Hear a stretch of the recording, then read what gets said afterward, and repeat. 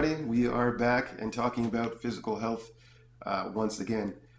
In this video, we're going to go a little bit over what people are really looking for when they're ready to take on health. Generally, what they're looking for, and I found this to be true in many aspects and disciplines in health, people are always seeking generally a change, right? Their body has long signaled that a change is needed. They then kind of didn't pay as much attention as they should have to this warning or communication, and now they probably landed themselves in a situation where they're working with a specialist. This specialist is going to do exactly what it is that they do for the individual, and they're going to solve for health by using their specialty. Now, that being said, the person will usually pick at first the thing that is most comfortable for them when they're thinking about doing health. Depending on how they are raised, they might think that exercise is the best way to do it, and they feel most comfortable with that, so they use that. They might say, well, exercise is great, but my upbringing lends a little bit more to a spirituality side, so I'm going to do more a yoga style thing. Ultimately, there might be another thing that says, hey, you know what, talking it out is best. I'm really very much a verbal person, and in that way, going to talk therapy is going to be the best thing for me. Again, it is the thing that is easiest because they're taking on a challenge and they don't want to be overwhelmed. It's already overwhelming in itself that they have to see somebody in the first place. That being all said, we do not want to dismiss the general application that is implied in the situation. They need a change. This change, although when used specific, has a very immediate end, an immediate start, and immediate actions, we do want to look at the general. The general is going to be the lifestyle associated with this thing that brought about the need for change, that brought about the need for the specialist. In this way, self-care is very well applied, and we take a look at what things kind of brought about this need for change.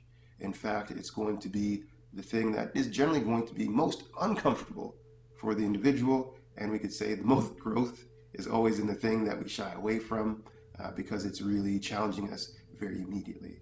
Does this mean that we have to kind of face this thing head on and very immediately? Probably not.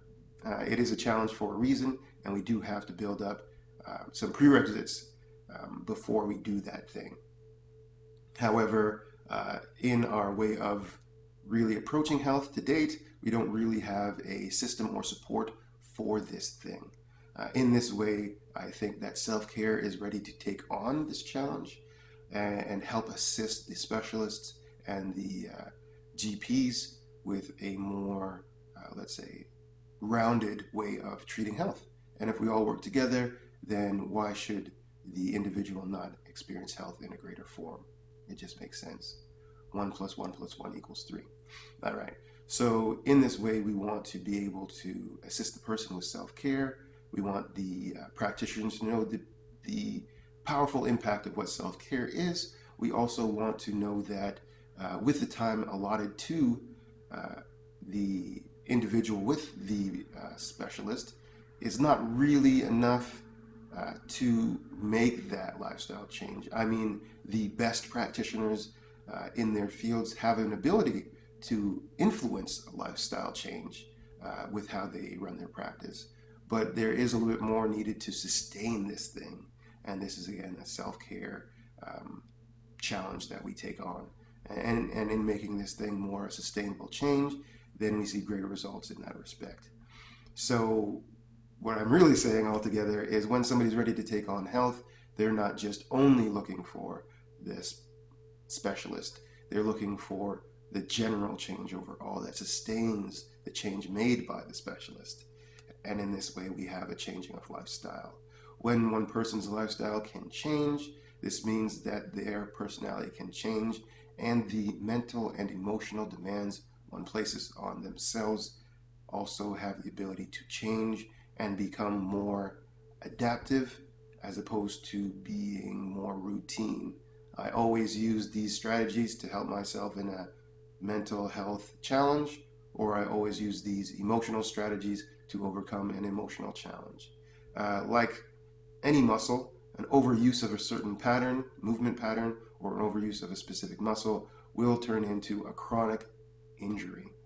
We have the same thing in mental and emotional health. We can have chronic injuries, although they're not as physical. They do cause pain and discomfort and the changing of the internal environment of the individual. This is going to be hormonal, and this is going to be how one thinks about life and takes on life.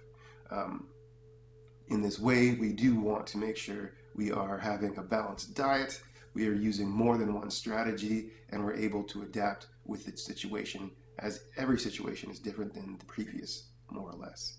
We have to be able to see it clearly.